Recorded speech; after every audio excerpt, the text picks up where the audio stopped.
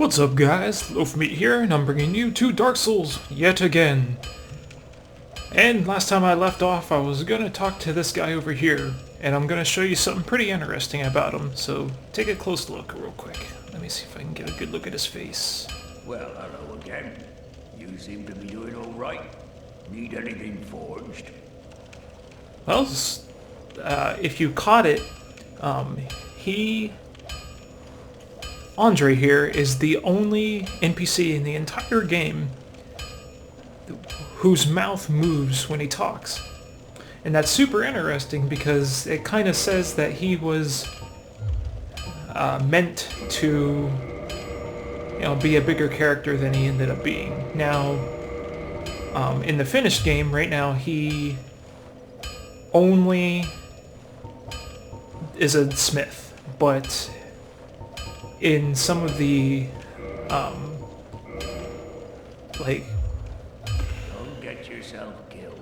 art and stuff for him, some of the concept art, he was kind of meant to be a bigger person, or play a bigger role and help you out, and kind of, I think he was meant to be the person that you gave the soul vessel to, which is an item we haven't found yet. So if you're new to the game, you don't know anything about the soul vessel, that's coming later.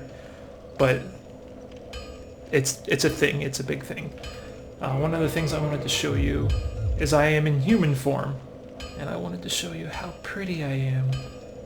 Ah, yeah, pretty.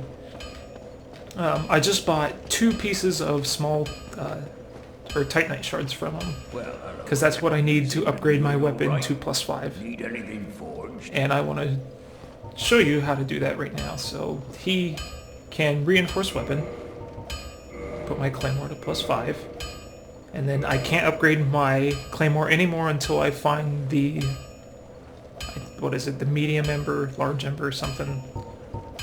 I think it's large ember and then very large ember. That's how that goes. So I haven't really found any other armor pieces yet that I would consider wearing, except for, Hollow Soldier Waistcloth, which isn't really that great. So I'm going to play with my helmet off a little. We have a lot to do, and I'll try to do as much as I can. My goal is to fight the Bell Gargoyles or the Moonlight Butterfly, but we might not get to that. First things first, we're going to come back this way. We're going to go into the church, or into this parish, and check things out. And I'm going to show you a neat little shortcut. First things first, backstab this noob. Whoop. And then I'll be a noob for a second. Man, that +5 claymore really wrecks. Shazam! So since I have the stats to wield the claymore right now, I'm going to start putting the rest of my points into endurance and a few here and there in faith and intelligence, so that I'm sort of ready for the Artorias sword. And then whenever I find I'm being invaded, this is going to be interesting, because I'm probably going to get completely destroyed. And I'll show you the way I knew that I was being invaded. Oop! That fog that was over there, it went away. That means the connection was lost. But that fog, and I'll show you, fog appeared right here, and it was blocking off a different part of the game. That means you're being invaded, and the game is preventing you from going to different parts of the game, and it's gonna make you, easy to find in this area. But we're gonna go this way right now. I can't believe how easily I disposed of that Black Knight. I was barely paying attention because I was worried about being invaded. That just goes to show how amazing the claymore is.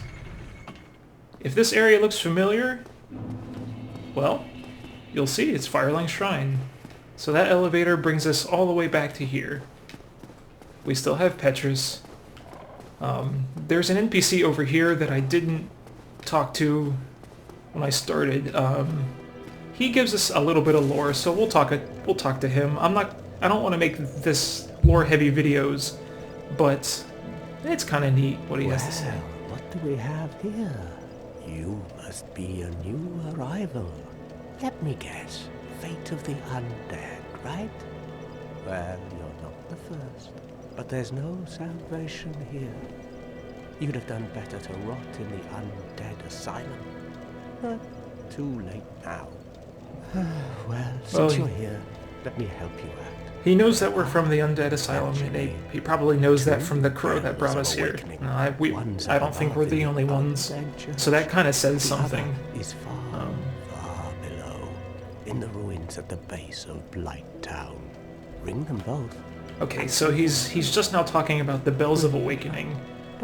So but I have a feeling that undead make pilgrimage to Lordran, and the whole legend behind the chosen undead, the chosen undead is meant to ring the Bells of Awakening, and then that kind of proves that you're whatever, you're the chosen. But what kind of makes that phony baloney is that you're really only chosen undead by chance. Meaning, it just so happens to be you of all the dead people, or of all the undead who've come here that are going to do it. So there's Oswald, our buddy at the beginning of the game, was pretty much releasing undead from their cells left and right, and he stumbled upon us, and he's just releasing undead. I'm going to drop down here to show you a secret. Releasing undead to fulfill a prophecy that is pretty much baloney. And so we're the ones that we make it this far, and we're going to ring the Bells of Awakening, and by chance we become the chosen undead because we're able to make it. And I believe that's the way it works. That's my interpretation. The other interpretation is that the only reason we're able to do it is because we're chosen. I seem to believe the opposite, that because we're able to do it, it just makes us the chosen undead. It's almost semantics, but there is a little bit of difference. And then we have to drop down there to get out of that area. As you can see, the Claymore doesn't mess up the skeletons all too well. Man, he wrecked me. So, ooh, I'm getting out of here. Ooh, yeah. There's an item down there. I'll come back for it later. I don't want to mess with these skeletons. You can come to the graveyard early, but it's not recommended. As you can see, skeletons, they don't mess around. So I'm going to wait until I have a little bit later, late game stuff going on. So the Bells of Awakening, the crestfallen undead there was telling us that there's one bell up in the Undead Chapel, which is where we were just at, and the gargoyle boss is the one guarding that one. And there's another bell down in Blight Town, which is below Firelink Shrine. We're not going to get to that until quite a bit later, because that area is a pain in the ass. So we're going to do as much as we can above Firelink before going down. Okay, so there's the front entrance to the Undead Parish, where all those knights up there. You can kind of see the channeler. He is an agent of Seath. Ooh, I forgot that guy's there. I've been forgetting a lot of bullcrap. Oop, and that's his weakness. The channelers, you can see that he's using sorceries. We know that the channelers are agents of Seath. Seath the Scaleless, the dragon that betrayed the other dragons. Because he ain't got no scales. Bitch, he ain't even got legs. Alright, if you see the aura around these dead, that means they're buffed. The channeler buffed them. So if I let them hit me, which I don't want to happen, they're just gonna wreck my day. And there are, just one hit, and just about half my health. So I'm going to retreat so I can heal. And there's a lot of them, so if they would have jumped at me one after the other, I would have been in really deep doo-doo there. Oh, I forgot.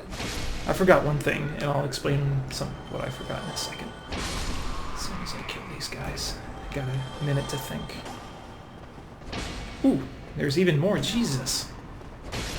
Kill that one.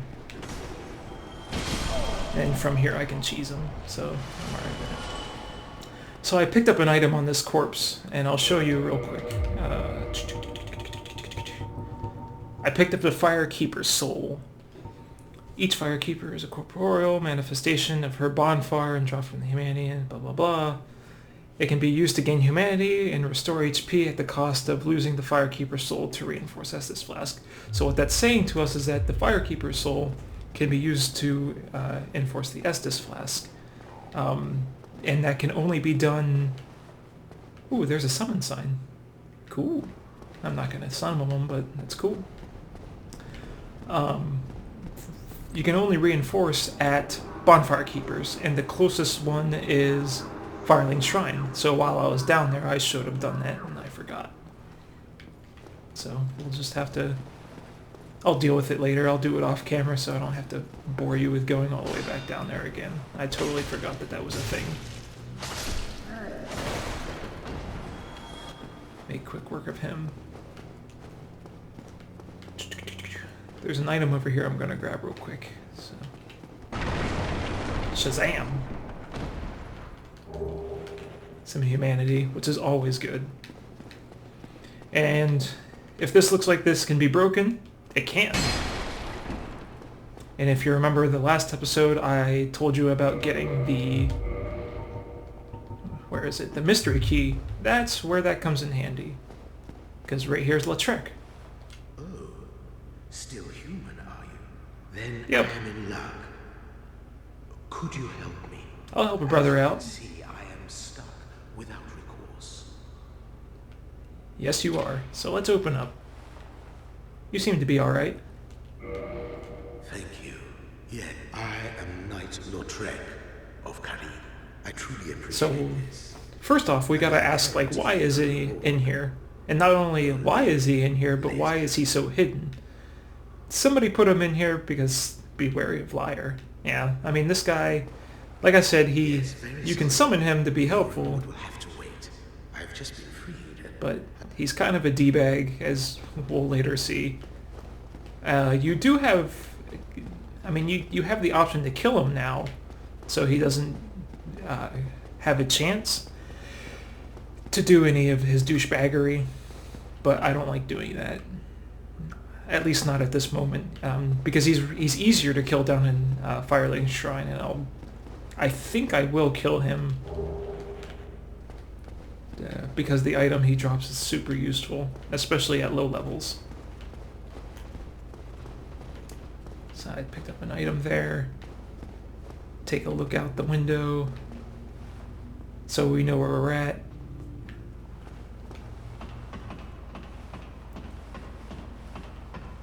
And up this way is the boss of the area, and I'm going to give it a go. But one of the main reasons I wanted to be human is because I wanted to summon our buddy Solaire. I definitely don't need his help for this. I personally think that the gargoyles are a piece of cake, but I like having a bro with us. Let's beckon. How do I change that? Switch. Oh, I still don't have Praise the Sun. I'm sorry, man. We'll just... Sorry, bro. We don't have Praise the Sun yet. So let's do this.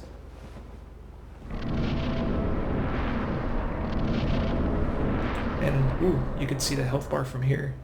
That's pretty neat. We don't activate the boss fight until we cross halfway atop this roof. So I'm going to take this time to take a look around. You can see some undead down there. That's where we went into the parish. The fog gate there, I guess. And yeah, you can see around. I don't think there's anything on this side. Just some forest. Yeah. Oh, there's the wall. I guess we came from that way-ish. So that's pretty neat. And we're on top of the buildings, and we can kind of look out and see, like, over there is where we fought the demon boss, so... A big world this place is. You can kind of see the gargoyles. The ones that are... Gee, I wonder which one is going to come alive.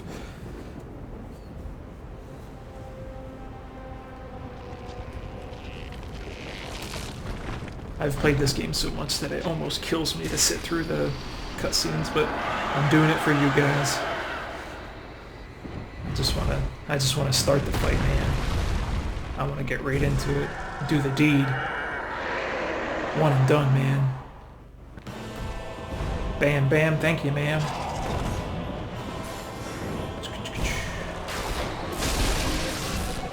I'm gonna try to get his tail. His tail almost got me. Jeez. You can cut off his tail to get an item. There we go. And then a second gargoyle drops down eventually, and that's what's breathing fire behind us. But...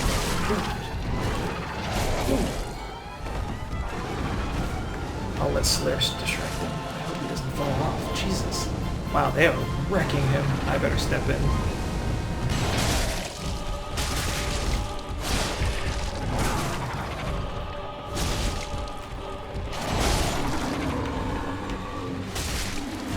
Solaire. Man, he did some work. And just with a slither of health left. I got the gargoyle helm from that fight, so that was a super lucky drop. I get a sunlight medal because our bro helped us out, and twin humanities because we just killed 2 bosses, and in essence. So that's cool. Before I go in there, I'm just gonna take a peek over here, see if there's anything cool I can see. Big cliff. I guess there's some more land down there. Some weird textures going on. I don't know. There's part of the level that we've been to. Anything over here? Okay, yeah, that's the church with Andre and the bonfire, so that's over that way. And then Sen's Fortress. I never really noticed you could see Sen's. That's really cool. And then you can see the wall that leads into Anarlondo. That's fucking cool. I don't care who you are.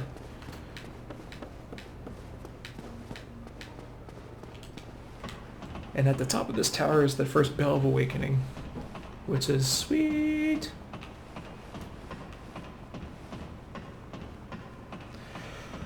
One thing I don't miss about this game is you can't fast climb up ladders. That's one thing that Dark Souls 2 and Bloodborne got right, man. Running up ladders. I miss that. So we're gonna ring one of these Bells of Awakening. There should be a shortcut scene for us here. Just some ring-a-ding-ding-da-da-dong. You can see a nice shot of Sen's Fortress right there.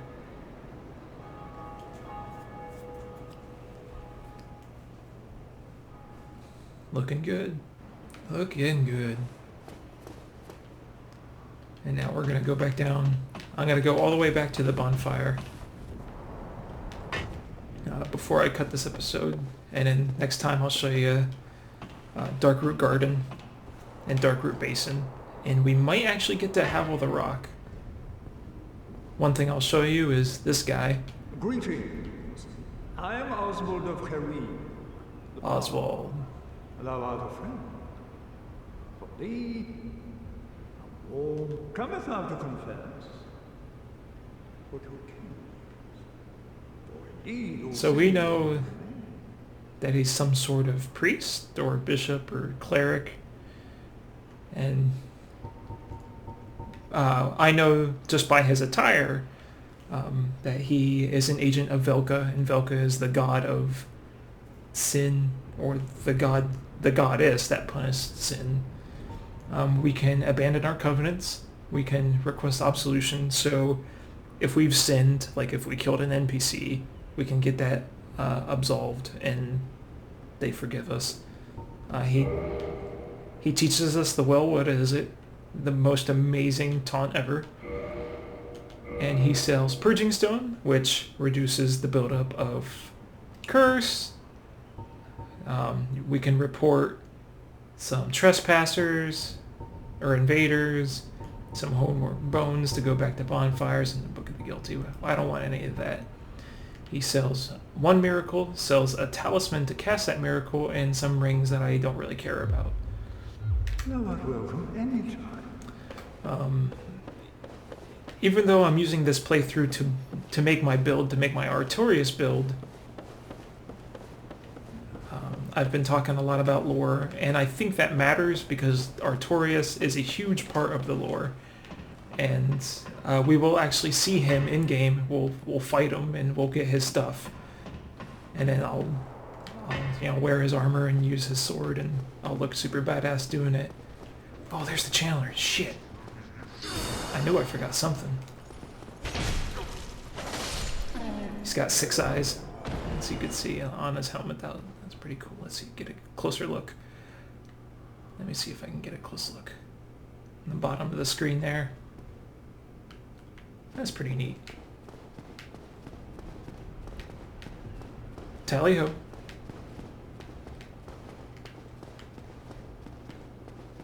He won't respawn again, so if I ever wanted to go talk to Oswald, I won't have to deal with a whole bunch of buffed undead. The undead will be there, but they won't be getting the buff. So that's super helpful. Kill this guy. I'm gonna upgrade some stats, and I'm gonna show that because I want to explain why. I'm going to avoid putting as many points into vitality because I don't need it. Eventually I'm going to start putting it up, but because the build I'm working on is so specific, I gotta be a little bit careful and put points in the places that I need first. So endurance, what makes that important is that I want to be able to carry my stuff and I want a fast roll. So I'm going to up that a lot. But we'll put 1 point in each of these just to even it out. Completely, preference, and then the rest to complete the rest into endurance. Like straight up, no cares in the world. And with that, I still can't fast roll. In fact, I'm going to show you how you can calculate this. So, let me see here. It's on one of these screens. Maybe. Oh, the equip load. It's right below the stamina and HP in the middle of the screen. We have 20.9 out of 63 possible. If we were wearing and using anything that was higher than 63 units, we would pretty much be an immovable rock and we wouldn't be able to roll at all. So we need to have 25% or lower. So 25% of 63, that would be like around 15. Yeah. So I need to decrease my equip load to about 15. And that still doesn't work, and I'll show you. Oh, see, it's at 17.4. So now I should be able to roll. Yeah. Naked guy running around. That'd be awesome. And that's 11.5. I'm not going to stay like this because since I'm not putting any points into vitality, I'm going to need the defense. So let's put some clothes back on. Because I'm still in human form, I'm going to keep my helmet off just for aesthetic reasons. And I'm not going to upgrade my armor because next episode I'm going to be getting better armor. So anyway, I hope you enjoyed this quick little video.